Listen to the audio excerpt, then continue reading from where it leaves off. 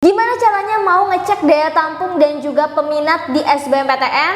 Langsung aja yuk kita cek di video kali ini.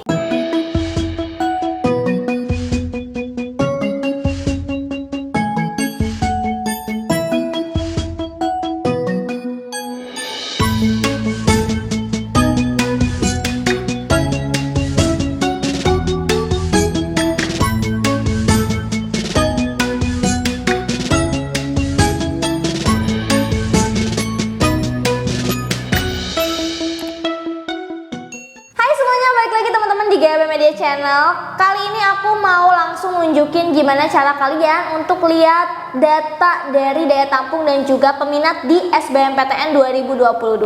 Sebenarnya ini caranya masih sama kayak kalian melihat daya tampung dan peminat di SNMPTN ya. Tapi mungkin ada teman-teman juga yang nggak ikutan SNMPTN jadi belum tahu ya. Jadi hari ini kita bakal langsung cek website dari LTMPT-nya ya. Kita ini sini udah masuk nih ltmpt.ac.id ya seperti biasa. Terus teman-teman langsung aja di sini akan ada menu daftar PTN.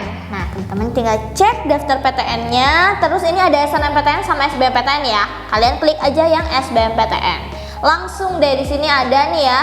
Seperti biasa di sini ada dua, ada yang untuk daftar PTN, universitas dan institut ya.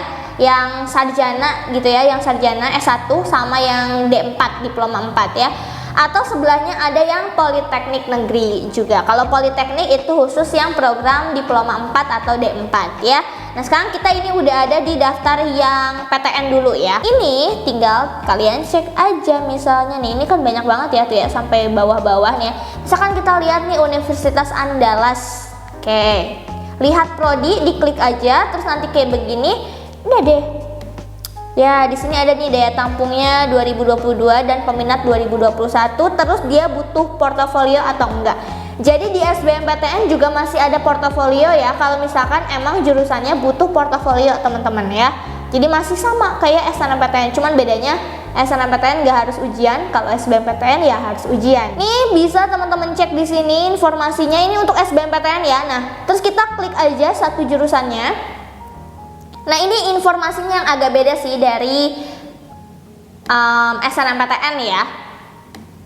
Nih, kalau teman-teman masih ingat ya, SNMPTN itu di sininya jenis dari jurusannya biasa kita bilangnya IPA atau IPS, ya kan? IPA atau IPS. Nah, terus nanti di sini tuh ada syarat yang bisa mendaftar. Yang bisa mendaftar itu SMA IPA, SMA IPS atau dari SMK apa aja, gitu kan? Ya. Tapi kalau misalkan untuk SBM dia nggak panjang lebar, dia cuma ngasih tahu di sini misalkan agribisnis jenjangnya S1 jenisnya Saintek. Saintek berarti kalau di UTBK nanti kalian ujiannya ada TPS bahasa Inggris sama TKA Saintek. TKA Saintek itu berarti kan matematika, fisika, kimia, biologi ya.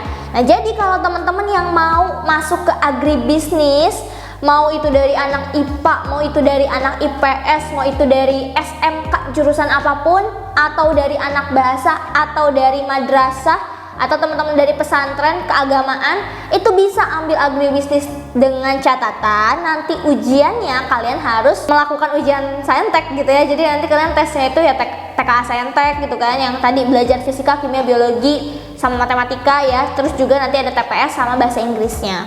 Gitu ya. Jadi teman-teman ini kalian bisa banget sih dari mana aja buat ngambil agribisnis, dan jurusan-jurusan yang lain juga sebenarnya sama aja ya. Nah, terus nanti ini di bawahnya ada sebaran peminat. Peminatnya sama nih teman-teman, bisa cek keketatannya ya. Ini keketatan tahun 2021 nih, daya tampungnya 48, terus jumlah peminatnya 770. Jadi keketatannya 6,23%. Ini sebaran peminat atau keketatan tahun 2021 ya.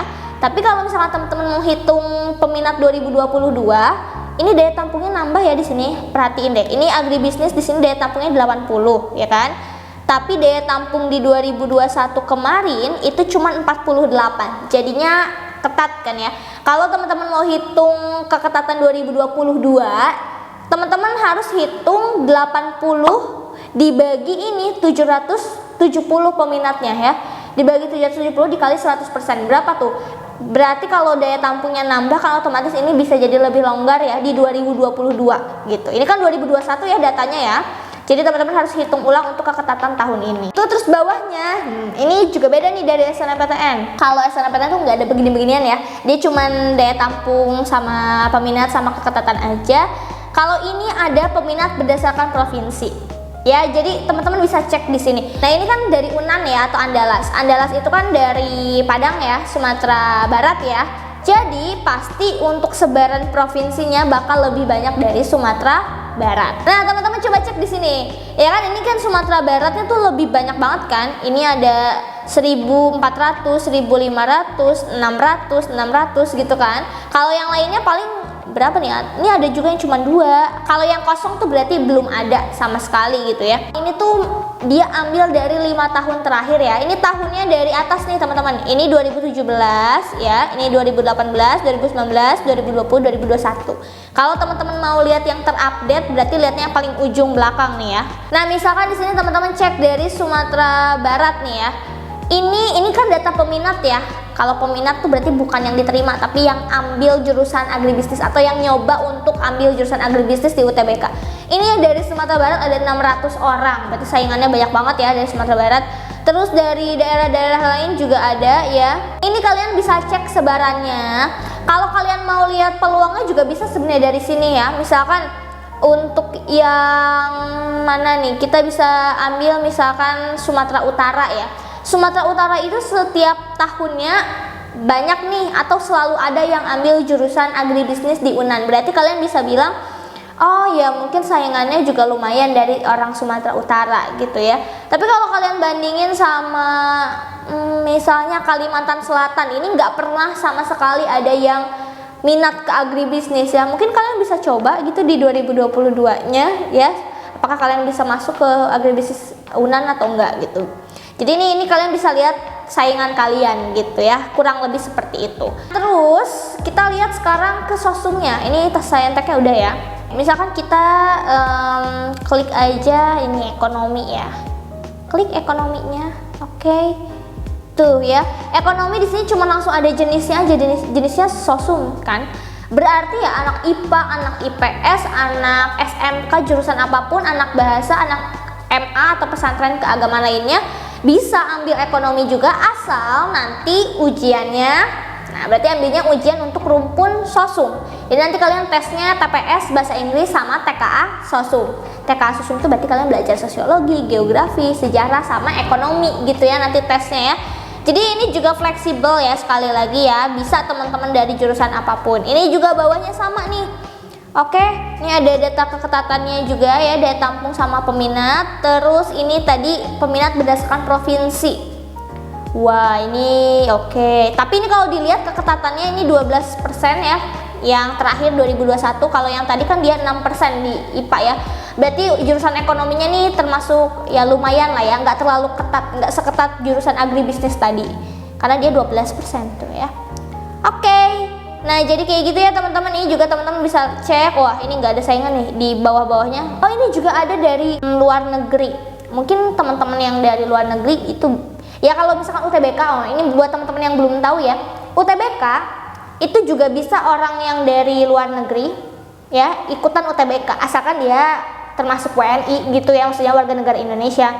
Nah, itu juga bisa ikutan dan nanti sama aja dia juga bakal tes ujian juga kayak kalian gitu ya. Jadi saingan kalian itu bukan cuman yang kuliah di dalam negeri, tapi untuk teman-teman yang lagi kuliah di luar negeri dan dia mau ikutan UTBK juga bisa gitu ya. Oke, jadi itu dia teman-teman yang informasi seputar daya tampung, peminat dan juga keketatan, dan informasi lain seputar jurusan di UTBK SBMPTN 2022. Kalian bisa langsung cek di web ltmpt.ac.id untuk informasi lebih lengkap seputar PTN-nya. Ya, jangan lupa kalian mulai cari tahu lagi jurusan yang mau kalian ambil itu seperti apa saingannya, karena kan UTBK ini bener-bener pure dari diri kalian yang nggak ada bantuan dari indeks sekolah dan lain sebagainya. Jadi kalian harus tahu informasi dasar seputar jurusan yang mau kalian ambil. Oke, itu aja teman-teman untuk video kali ini, semoga bermanfaat and see you the next video. Dah.